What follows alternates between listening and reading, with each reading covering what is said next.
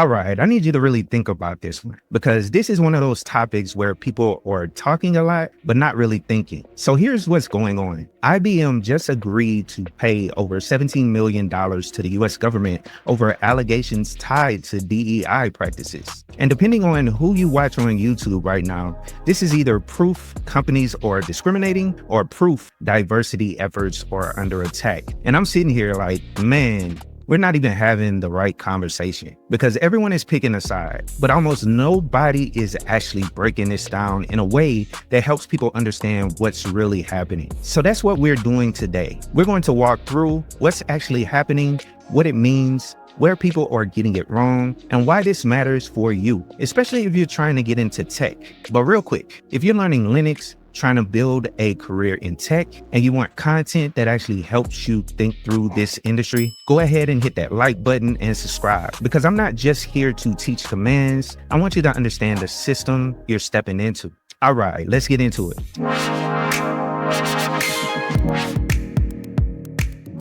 Now, let's slow this all the way down because if you don't understand this part, everything else gets twisted. The U.S. Department of Justice reached a settlement with IBM for about $17 million. Now, here's the key word, settlement. This was not a trial, a conviction, or a final ruling. IBM did not admit wrongdoing. The government did not prove the case in court. They agreed to resolve it and move on. That matters. Now, what were the allegations? The DOJ claims IBM considered race and gender in hiring and promotions, used demographic targets, tied bonuses to diversity metrics, and created programs tied to identity. Now, here's where people start losing the plots because some of these practices, they're not new. Things like diverse candidate slates, expanded recruiting pipelines, those have been around for years. So this isn't some shocking new behavior.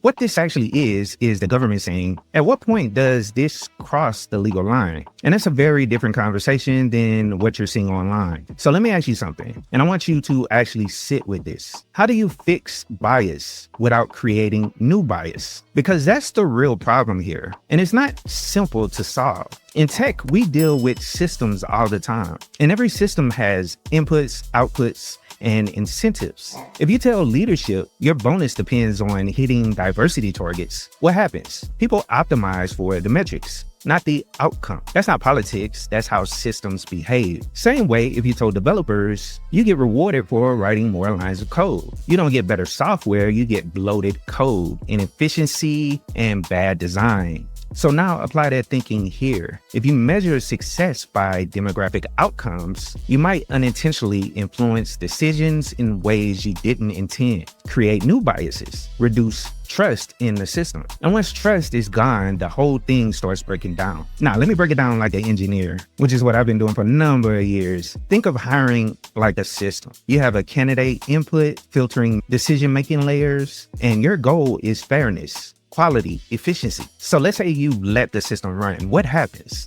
Bias from networks creep in. Certain groups dominate, others don't get visibility. Now, let's say you start incorporating some heavy intervention. You enforce demographic targets, structured outcomes. Now, what do you think happens? Decisions get influenced. New biases can appear. Legal risks increase. So what's the right answer? It's somewhere in between. And that's the hard part here. This IBM situation, it's what happens when that balance gets challenged. All right, let's bring this back to something we actually do. Let's say we're managing processes in Linux. We're monitoring system performance. Now, let's say we want fair CPU usage. So we start adjusting priorities by incorporating the nice command. At first, it looks like we're balancing the system. But if we overcorrect, we might slow down critical sources, prioritize the wrong processes, reduce efficiency. That's the same kind of trade-off we're talking about. You're trying to fix something, but if you go too far, you create a different problem. Let's get into the part that really needs to be said, because there are a lot of misconceptions about this whole situation. For one, this proves DEI is bad. No, it doesn't. This proves that bad implementation can break good intentions. Also, another misconception, this proves nothing was wrong. Also know, if policy crosses legal lines, that's a problem. Now, let's talk about the conversation itself, because this is where I'm getting frustrated. I'm going to say something super real here, and this is coming from my own life experience. I grew up in Louisiana, and I think a lot of you guys know that. And if you've ever been down here, you already know people don't always hide how they feel. If someone doesn't like you, if they don't want you in their space, they'll let you know. There is no confusion about that. So when I watch some of these conversations happening in tech, especially around DEI, what frustrates me is not the disagreements, it's the lack of honesty. Because what I'm seeing sometimes isn't, let's talk about the policy. It feels more like we don't like the outcome, but we're not going to say why. And so here's where I'm going to challenge some creators out there, including people like Brian Lunduke. If your position is you don't like how DEI is implemented, you think it creates unfair outcomes, or let's say you think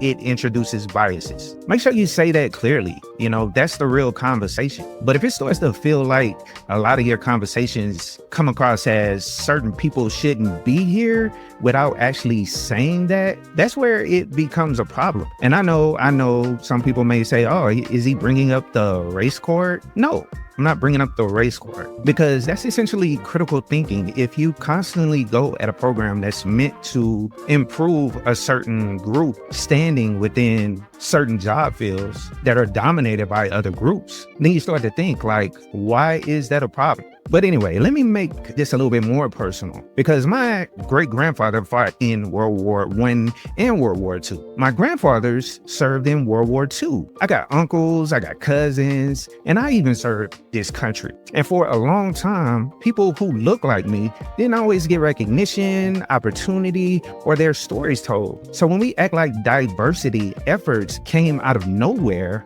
or act like there's no reason they exist, that doesn't sit right with me. Now, let me be clear again. This does not mean companies should discriminate or break the law or make decisions purely based on identity. That's 100% wrong, and I agree with that. But what I'm pushing back on is the idea that there's no reason for any of this, because history says otherwise. So instead of pretending this is a simple problem, let's actually be honest about the situation. So what does this mean for you? Linux doesn't care who you are. It cares if you can troubleshoot, build, fix problems. So make sure you continue to build real experience through home labs, projects, certifications. That's your leverage. Don't depend on systems. Like hiring trends will change, policies will change, skills will stay. They will always stay. And so when you see content like this, ask, what's missing? What assumptions are being made? Is this information or persuasion? Don't get pulled into outrage cycles. They don't build careers. And this is one of the reasons I make this type of content, because I have a son that's interested in getting into IT, and he's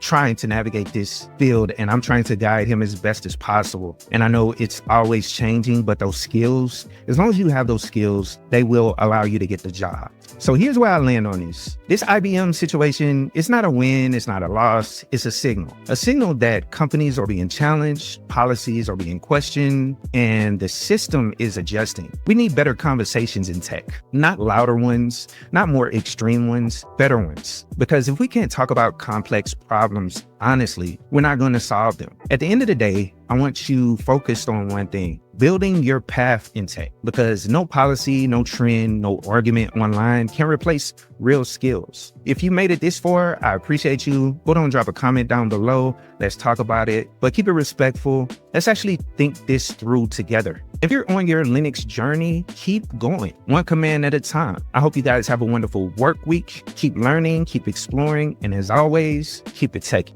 Yo, what's up, y'all? Listen, if you've been sitting there thinking about making a move, let me tell you, tech is where it's at. I don't care where you're coming from, whether you've got a degree, a GED, or just pure hustle. There's room for you in this game. You see, tech is more than just keyboards and code. It's solving problems, creating opportunities, and building the future. You already have what it takes, because tech doesn't care where you start. It cares where you're willing to go. You could teach yourself Linux, learn Python, break into cybersecurity, or even launch your own app. And the resources are out here for free. And yes, you heard me, free. Now, yeah, it's gonna take effort. You'll have to grind, but think about this. The time is gonna pass anyway. So why not invest it in a skill that'll change your life? I mean, tech doesn't just pay the bills, it opens doors to freedom, stability, and generational wealth. So stop doubting yourself, start small, stay consistent, and keep building. Because this isn't just a career, it's a movement. And guess what? You belong here. So let's get it, because the future is yours to build. Keep it techie.